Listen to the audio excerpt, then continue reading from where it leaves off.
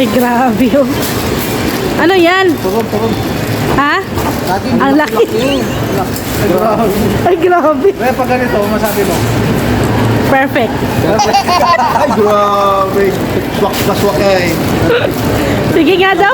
Tingnan natin kung paano kayo sumubo. Tulog pa to, tulog. Adi. Tulog. Sabay-sabay tayo magsubo. 1, 2, 3. Ay, grabe. Dumudulas lang naman siguro. Wrap. Swak. Mainit-init.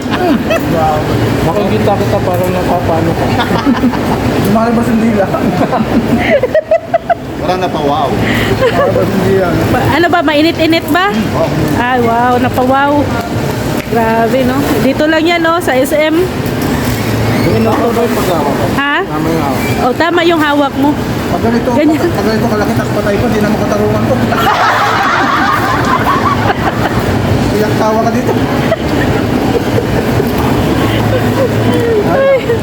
Wali ka na nasa bahay mo. Oh. Hindi ka na pala sinasawag ka. Wala na. Kulong ka na lagi. Iyak, sigaw ka rito. Ayan po, merienda time. Dito po. Dito makahangay, lang ka lumigas. Good morning po mga kalinga. Panibagong araw na naman po. Ngayon ay Monday.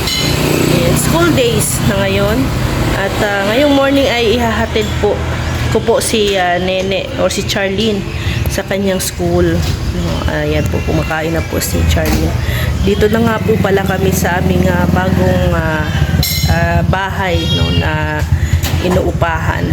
So, lumipat na po kami kasi nga po yung namin, inistayhan namin nung una ay may na po, may buyer at ibibenta na po ng may-ari.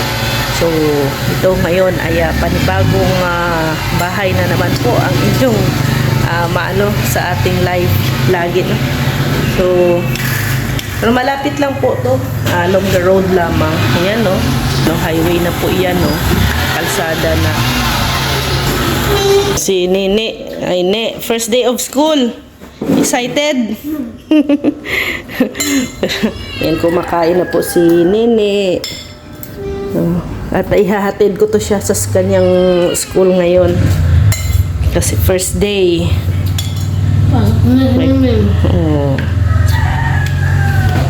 Kaya ano yan. Maaga kaming nagising. Anong oras? Alas 5 gising na kami. First time. First time sa akin na magising ng ganito kaaga. Kasi samahan nga po natin si Nene sa kanyang, o si Charlene sa kanyang school ngayong araw na to. Monday, July 29. Ito po yung aming bagong tirahan, mga kalingap. May isang kwarto po, ayan, isang kwarto, tapos may ano tawag niyon, budiga. Tapos dito naman yung kusina, ayan po yung CR.